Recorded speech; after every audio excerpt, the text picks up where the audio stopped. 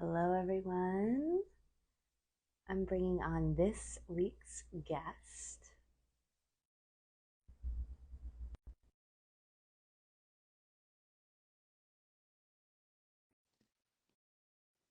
Hi, everyone. Just invited our guest on. Hi. How's everyone doing? Hello. Hi. I want to introduce Charles or Charlie Logan. He's our my guest on. Ooh, are you plating with filters? Oh, the lighting on your It was resume. just the lighting. I pressed the wrong button. I was like blue light. Welcome. Charlie is a healer, teacher, and guide with the Modern Mystery School, located in which part of Florida are you in? Remind me. I'm in Sarasota, Florida. Amazing, Uh, amazing. yeah, so that's on the Gulf Coast, just a little south of Tampa, for those who aren't familiar with our wacky Florida geography. Yeah. Thank you so much for joining me on this one. Oh, Um, my pleasure. Thank you for having me. Sometimes I feel like you're like my brother from another mother. Um, no, I'm really inspired by you, Charlie. I'm really inspired by your service and your open-heartedness. And I'm excited to have you on and chat today. Thank you. I am too. I've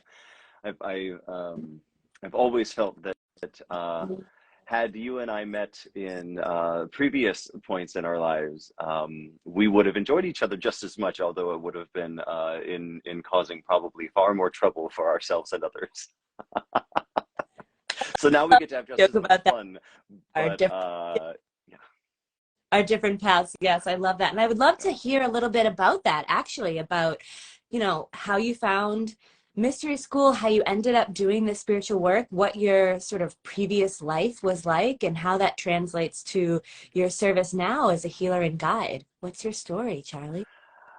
Well, it's fun. So initially, my spiritual path in general started because my life was a wreck.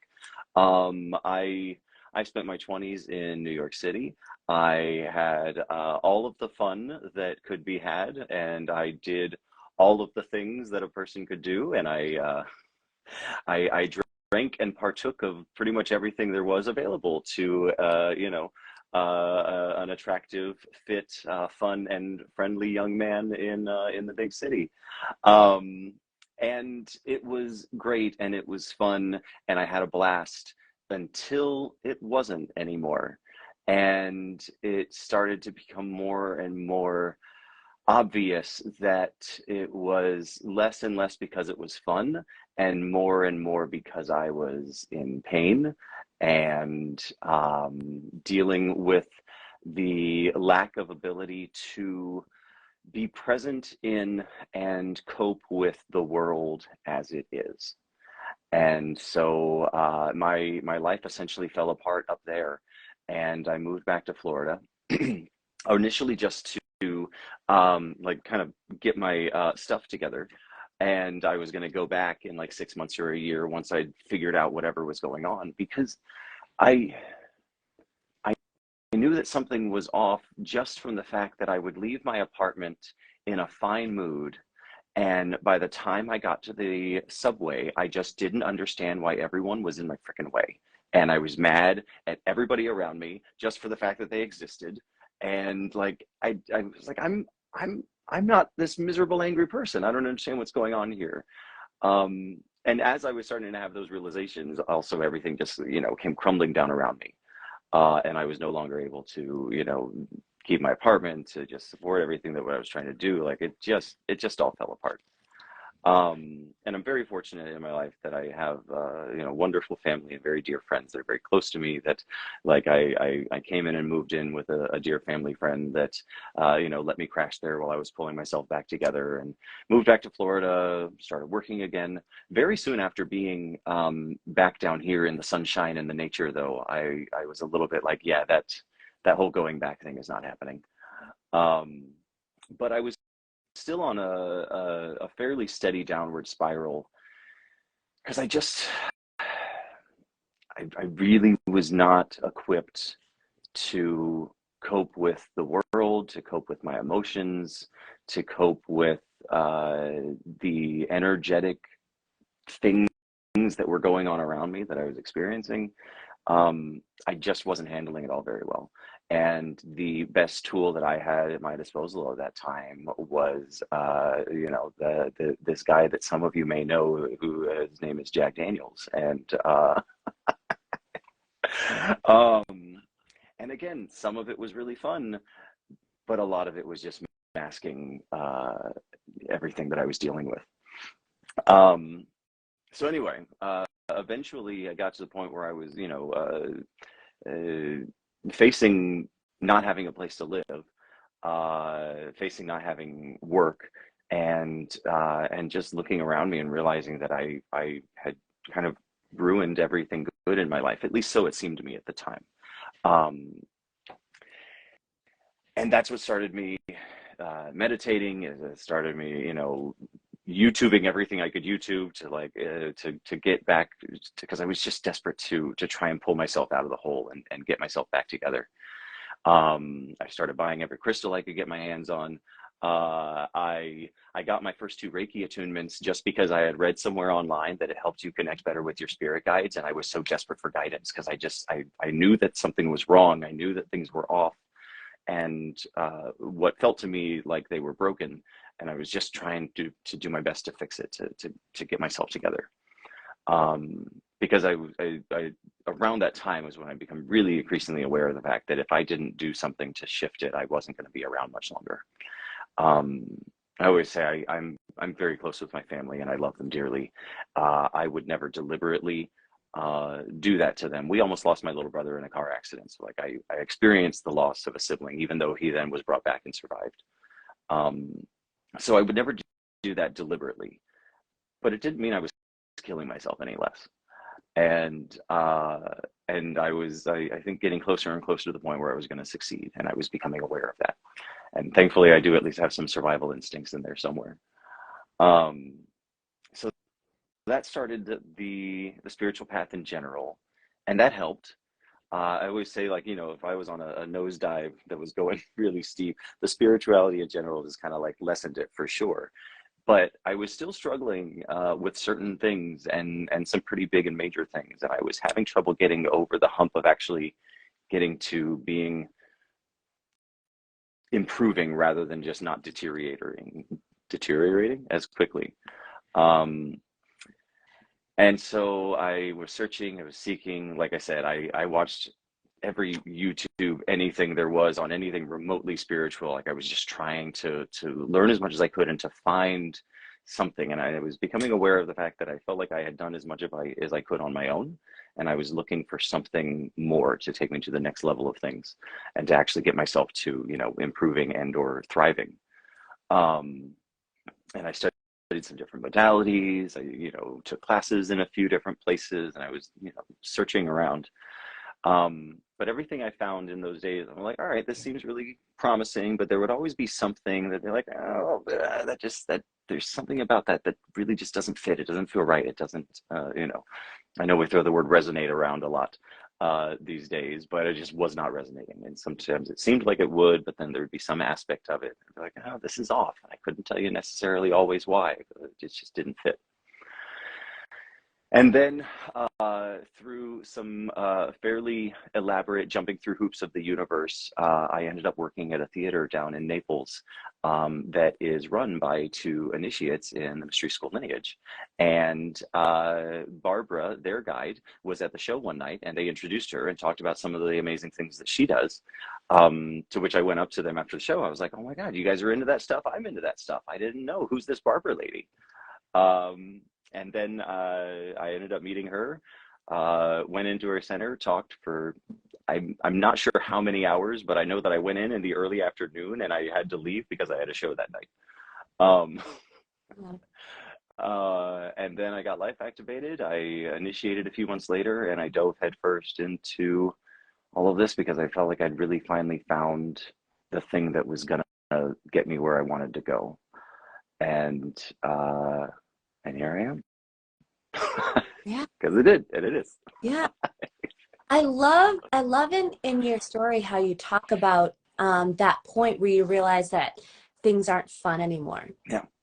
And also how you talked about how when we're growing up, we're not taught how to deal with our emotions and a lot with energy, with this huge component of spirituality that is such a big part of who we are and our life, but no one talks about what it is or Hmm. how to utilize it, how to use it.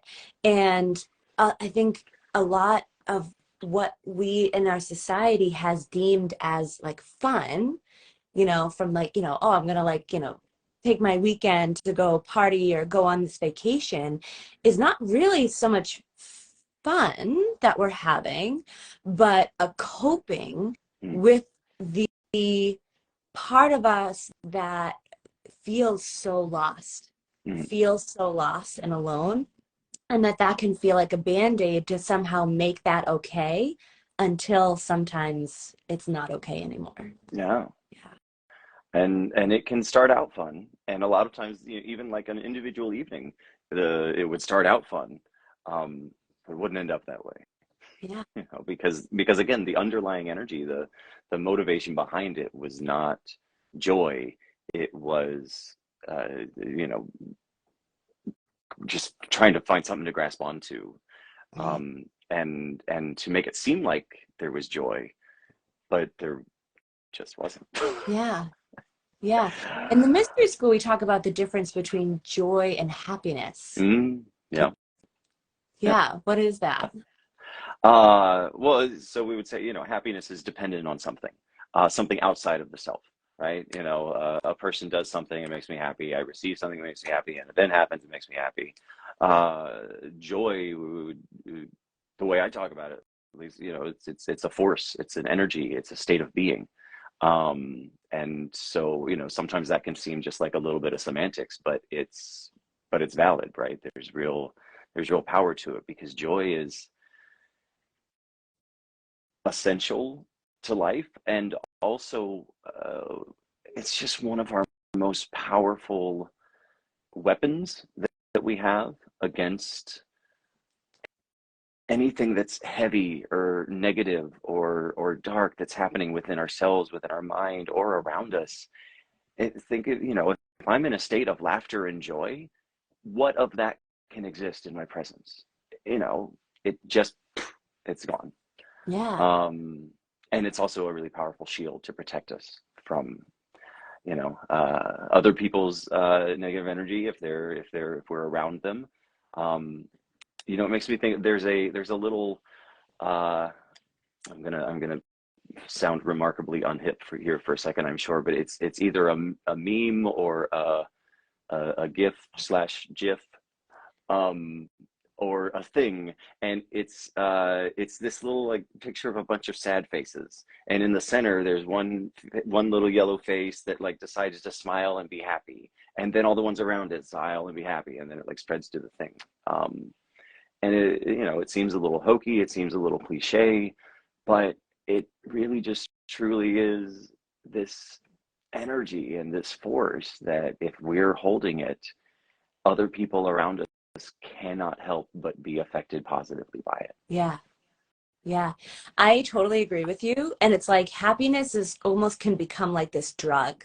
It's like that dopamine hit. Like we're Mm, on the phone, we're out shopping, we're trying to get that like little bit of validation, that little bit of that hit of dopamine, of serotonin, of happiness in order to fill that void that's within us. That could be filled by joy and self-acceptance and forgiveness and self-out and self-knowing, really, mm, like knowing yourself. And as you were talking, I could hear like the whisper of some of the new age, some of the other new age spiritual people talking about spiritual bypassing and how like, oh, you can't just like happy thoughts all your problems away. And that's true, right? We have to deal with the reality of what's going on in the world. However, it's not, choosing to shift into the frequency of joy or gratitude or saying, I know that this is hard, but I'm going to choose to see the light in the situation anyway, doesn't negate the reality, right? Like doesn't negate, the difficulty or whatever challenge or situation or problem that is going on that we have to face, whatever negativity, pain, suffering that is real and it is present. It's not Mhm. negating those things, but it's choosing to sort of, they say misery loves company, So it's like a choosing instead of like, okay, I have this thing that I have to deal with. I'm not going to bring myself down to this level and try to meet it here. Instead, I'm going to raise myself up to this place. And from this higher place of knowing myself, loving my fellow human, loving the world that I live in, having gratitude for the experience of life that comes with challenges and difficulties and obstacles, as well as beautiful opportunities for growth and connection and expression and all these things. And it's a shift that maybe you just have to experience. Maybe you just have to experience for yourself, that to realize that it's not negating the other half of life, but just changing your perspective. Well, and it's not ignoring anything. It's just choosing where we're focusing, right? It's not putting on blinders and saying I only see the good. And saying, no, I'm aware. Like, yeah, there's not good out there. It exists. We don't have to look very far right now in our world to see the things that are not great. Um, but and there's what are now cliche sayings for days at this point about choosing the wolf to feed and all these different things about it, right? And if I walk out in the day and say that I'm going to look for green cars today, I'm going to see green cars all day, right? You were talking about choice, and that is so important, because the other thing that I think does come up quite a bit in a lot of New Age spirituality is that, oh no, it's just going to happen. I'm not going to have to do anything. I'm not going to have to choose. I'm not going to have to work and make that choice every day, every hour, every minute, every moment, to choose to be grateful, to see the good, to see the positive, even though I am completely aware of all of the negative and all of the bad and all of the pain and all of it. But one of the things that Sovereign Ibsissimus Dave says a lot, that I always hear in my head, and I say it to people all the time because it's so important, is that we cannot change reality if we do not first accept it. Because if we're trying to pretend that it's not what it is, we're powerless to do anything.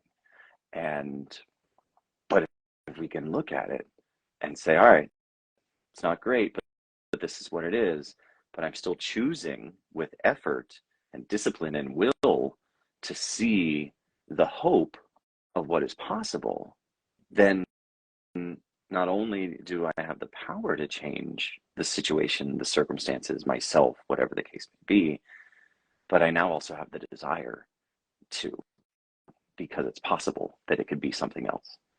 And I think that's something that's one of those tropes of the negative ego that it really, really can be successful with inhibiting people.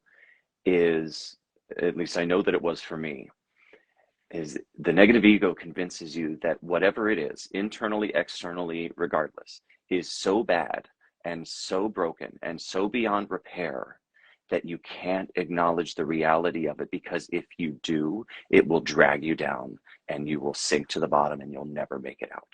And that was one of my biggest fears for a long time. That's one of the reasons I was in such denial and trying to pretend that I was having all this fun and having this life that I, pretended that I was living and enjoying and liking, was because if I thought in my mind, spurred on by my negative ego, that if I really looked at all of the stuff, then then it would drown me. I wouldn't be able to recover from it. And I remember at times actually saying that to people and voicing that, even back in those days when I wasn't aware of any of this stuff yet. I remember saying out loud, like, nope, can't look at it. If I do, I'm out. I won't recover. Not, which means that I didn't know my strength. It means I didn't know my resilience. I mean, I didn't know my worth. I did not know my divinity and royalty for sure. And I didn't love or trust myself enough to know that I would be able to handle it and that it would be okay and that there was nothing that was so big that it would crush me. And then of course the longer we don't look at it, the bigger the shadow it casts and the more big scary it seems. But as soon as we shine the light on it, then we get to realize what it actually is. And it's never as bad as it seems. It's never as bad as the shadow it casts. It's, you know, it's the monster under the bed. Once we pick up the curtains, blanket, sheets, whatever, pieces of fabric, and actually shine the light under there, then we actually get to see what's really there. And then once we know what's really there, we're like, oh, all right, it was just something that looked a little funny. Yeah. Or it was a rat and cockroaches. Maybe there is some cleaning we need to do, right? You know, maybe it was gross, but it's not so scary. It's not that awful thing, you know. So, yeah.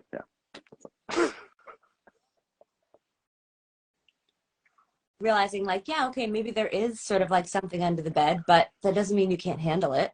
That doesn't mean Yeah. you can't do it. And another cliche that comes to mind is like, you know, at some point, a lot of for people who are going through a spiritual awakening or are getting ready or thinking about pursuing deep spiritual healing or healing themselves in any capacity, is that the pain of staying closed becomes more unbearable than the pain or fear of blossoming. Mm. And that's a lot of that choice that has to be made at some point, because you know, I've talked a lot recently about why releasing limiting beliefs can feel like dying. It's the fear can feel so like, if I let this go, or if I really face this, I feel like I'm gonna die. And the truth there is that like those belief systems created some semblance of safety, you know, Mm. put you in a box, and within that box, you knew. It was painful, but at least you knew, right? And when you take that away and face the reality and leave the illusion, facing the truth of the unknown, the reality of I don't know. I don't know what I'm going to face. I don't know who I'm going to be without this limiting belief or without this trauma or without this emotional attachment. Who am I without that? And that becomes terrifying.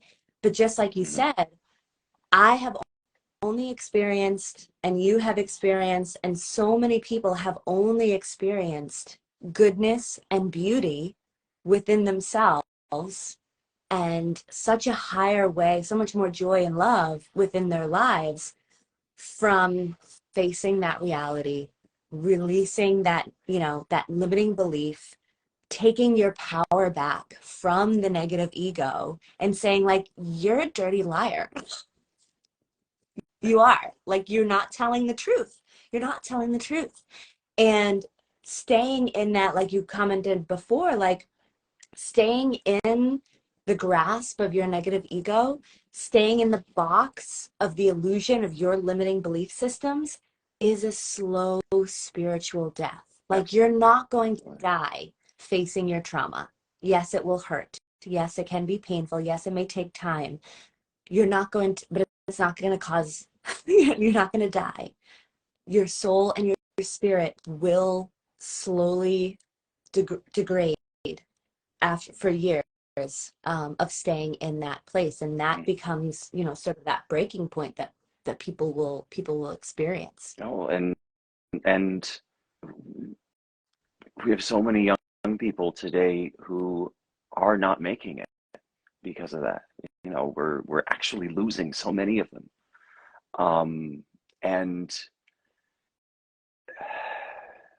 and I absolutely understand the fear and how scary it can be. And I don't ever want to negate that because I get it, I get it.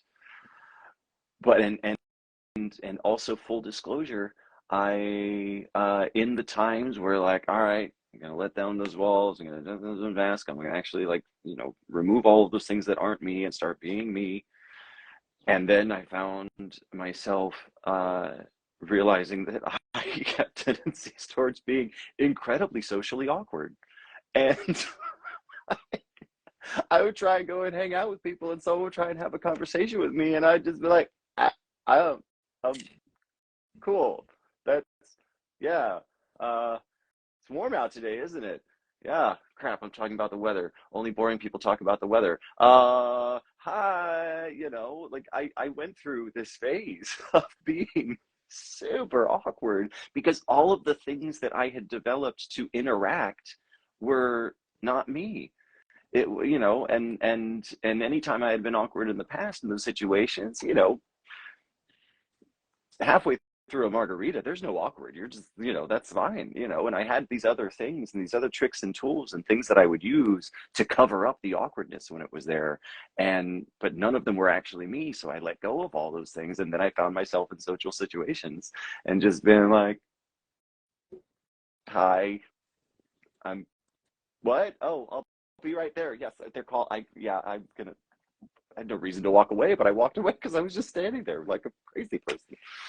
Um, but in that though, I found myself, and I got comfortable in that discomfort, and I found other ways to work through it and just manage it and laugh about it and find the humor in it. And now I'm very likely to say in some situations, I'm like, oh wow, I'm super awkward right now.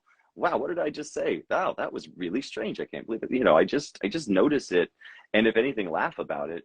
Um, but that piece for me was a really um, important one, though. I make jokes about it and I laugh and have fun with it because that helps us with the healing of it.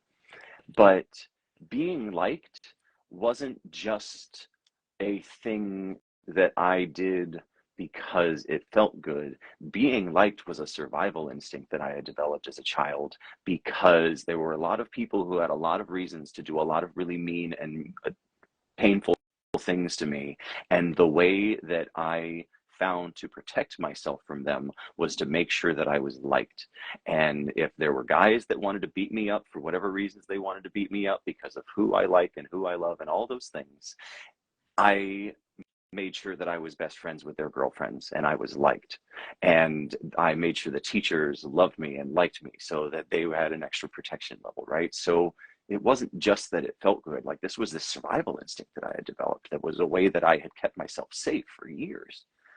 So letting go of the things that helped me be socially interactive to make sure that I was likable wasn't just scary because I was like, oh, maybe people won't be friends with me. Like, it was a much deeper thing than that.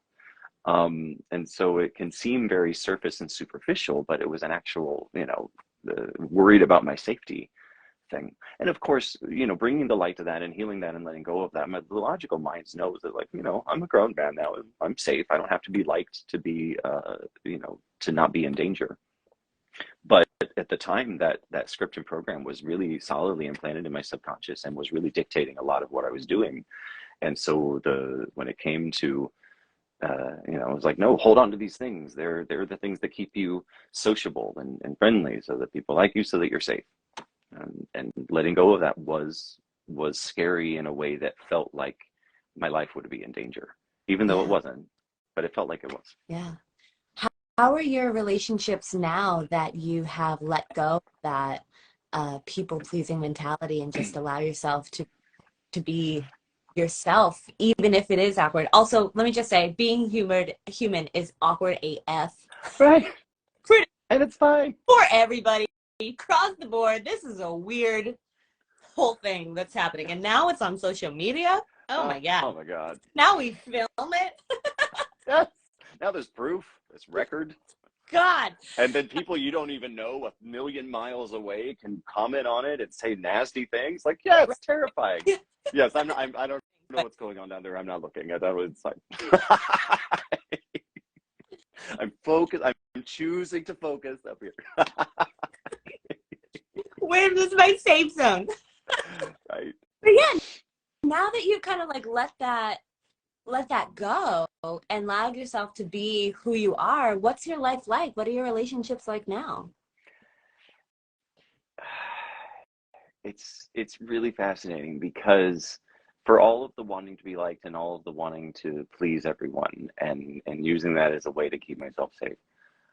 Now, having let go of all that, I'm able to do so much more good for everyone around me and and be able to and I'm able to show up and just be present and make every situation I'm in better for everybody who's there.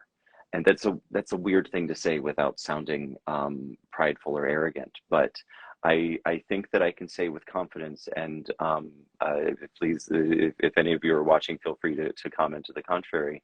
But for my family, for my friends, for the people that I'm close to, um, I think that I can safely say that I bring something good and light to the table every time.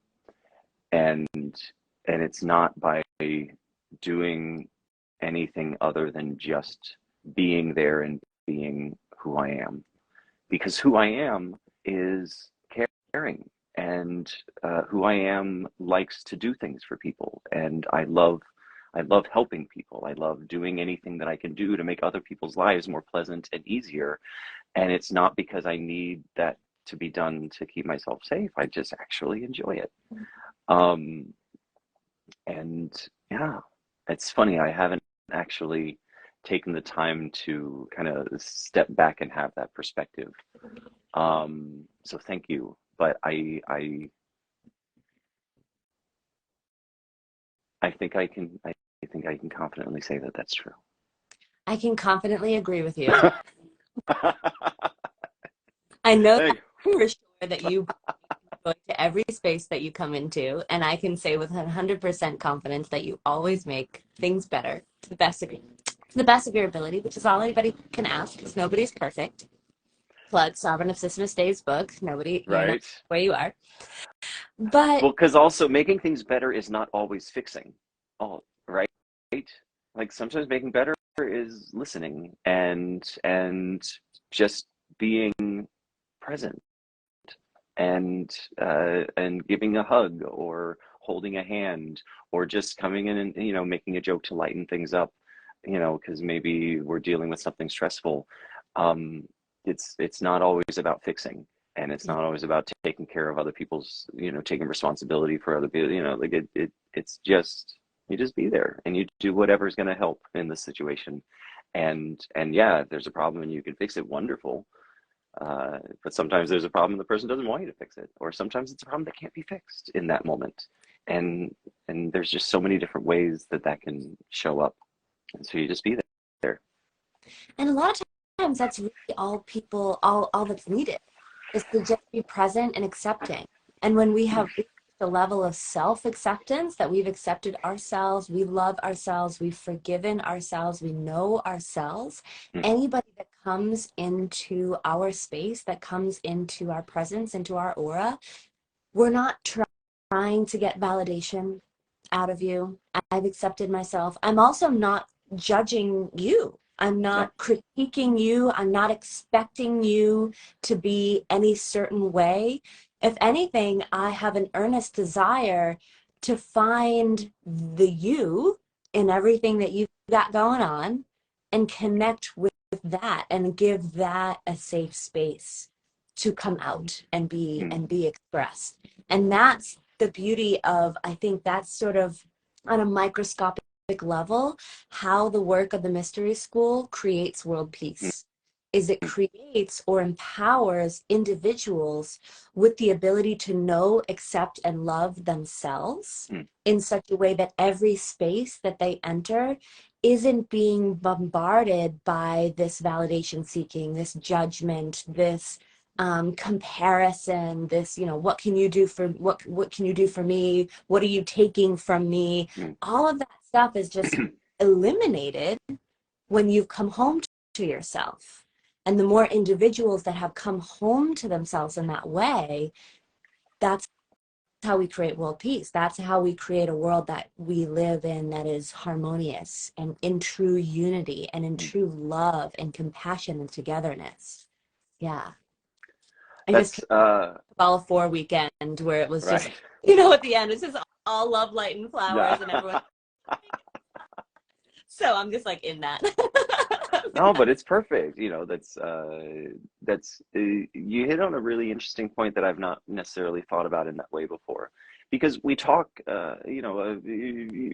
those of us that are in the school, or if you deal with this a lot, you'll hear people talk about, in Florida we call it the guide bubble. I don't know if that's a across the school term, but actually being in the presence of a guide does things, right? And we often talk about the amount of light that's there, and so the hierarchy of light can be more present, and they can be more effective and be more active in doing things, and so there's all this kind of esoteric and metaphysical stuff that's going on when you're in the presence of a guide. But there's also, I don't, I'm going to use the word mundane because I don't have a better word for it right now, but it's anything other than mundane, but I guess just more kind of tactical or practical experience of just being in the presence of someone who is centered in their own self and love of the self, and like what you said, with not requiring validation from the other person, and also not feeling pressured to give it either. um but most importantly, that space that is free of judgment, that is just pure acceptance for who and what you are, because there's so much judgment in the world. And it doesn't mean that people are all running around consciously saying, I'm going to be mean and think about how bad everybody else is. It's not that. But it's really hard to live in the world that we live in today and not just be constantly assessing and evaluating and judging and seeing where I fit in, which means I'm going to compare, which is all right. So, what level am I compared to you, and all. So it's just this constant judgment. And even if we're not doing it from a mean place, it creates this atmosphere of tension and stress, and be like, oh, because if I'm putting that much judgment out there, then I'm convinced that everybody else is putting it here. And maybe they are, maybe they're not, though, but it doesn't matter. And that that that sense of being able to just sit or stand near someone that isn't holding that, that's just saying, hi, how are you? I'm seeing you, that whole I see you thing, right? But I'm seeing you, and I'm not just seeing you, I'm completely accepting you for everything that you are in this moment. And if you're working to change some of those things, fine, whatever. I'm happy to help with that. We could say, that's all good. But that's not because anything that you are right now is bad or wrong. You are you, and you're exactly, the you that you need to be right now. By all means, if there's stuff that you would like to improve upon, let's work on it. Absolutely. But I don't know, one of my superpowers that I've had even ever since I was a child, and I never really was aware of it till later on, but I've always had a tendency to really just appreciate people as they are. And that's something that has really served me with the school and stepping into being a guide. And now it's just even more so, right? And believe me, there were many times in my life where it was not hard to get me out of that place and to get me into judgment. Full disclosure. But my natural state, especially as a child, was very, very accepting. And, I was always the kid that was friends with the people that nobody else wanted to be friends with, because I didn't really understand what the problem was. I'm like, what? It's the person, and they're great. And like, it's fine. Um, so anyway, I'm rambling a little bit now, but I feel like that's a more kind of tangible thing about being in the presence of a guide, is when we're in that 100% love and 100% acceptance of all. That's the energy of God. Like, that's source, that's spirit, that's, who you are is you, and you are loved. And that's beautiful. Yeah, I love that about you, Charlie. Now, I don't, you know, I've spent plenty of times being super sassy and judgy in my life. I'm not going to claim that that was not true. I did it. It happened. Um, but uh, but it was not like, again, like that wasn't me. That was my personality. That was my coping. That was my defense. Like that was all that stuff. You know, my essence, my nature was very just very loving and accepting. And that's one of my biggest, you know, when we talk about Shambhala and what we want Shambhala to look like, that's always one of my really big pieces that drives me is the energy of acceptance, and just loving people as they are, especially for children. Because I was always a little weirdo. I was always off doing my own thing. Like nobody ever did or quite knew what to do with me. Like I was always wanted to do stuff that everybody else was like, yeah, no, we're not. That's not a thing. Which I was fine. I was like, okay, well, I'll go do that. Do, you know. Um, but you know, growing up as a little, far more indigo than I've ever cared to admit, and highly empathic and you know, pretty galactic in nature, and just so emotional and sensitive.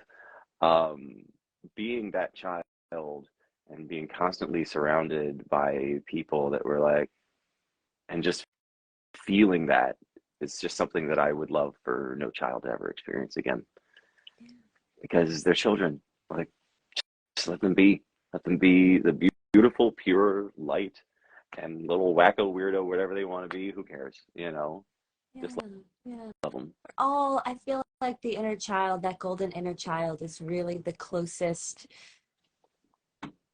to the real identity, to really who we are, is just little golden children running Mm, around, experiencing the beauty and glory and majesty and pleasure of life, um, learning how to grow up and become our own gods and mm, goddesses, our own created gods and goddesses. But this is very much a playground, it's a mm, playground for us.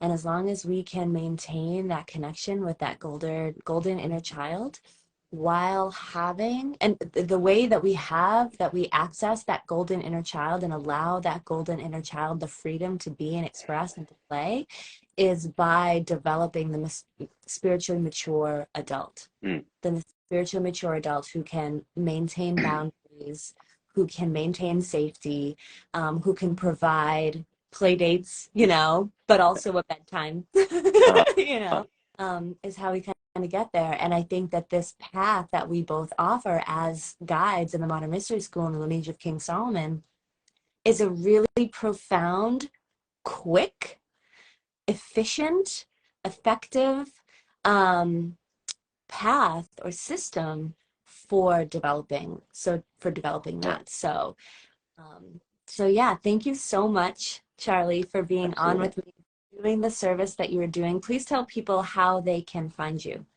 Uh, LoganLightCenter.com is our website down here. And we're on, so I'm here on Instagram as Charles Logan Healer. We also have our Logan Light Center page, just because I'm not the only practitioner at Logan Light Center anymore, which is very exciting. We're starting to expand and broaden, and I'm actually moving. I'm opening up a second treatment room in the space, and so yeah, exciting things there. But yeah, so Logan Light Center, the website, Facebook, Instagram, and then I'm also Charles Logan Healer on Instagram and Facebook, because I don't know, some social media person once told me that that's a thing that we should do, so we did. So here we are. Amazing. Thank you so much. And again, Charlie is located in Sarasota, Florida. So if you're anywhere near that area, please reach out, or myself in Boston, Massachusetts. Or if you're not in either of those places and you're looking for a guide healer, reach out. You can also go to the Modern Mystery School INT website and find practitioners all over the world who can help serve you, who can help you get over your negative ego, release your people pleasing, and experience more joy in your life from a place of the golden inner child. Mm. Charlie,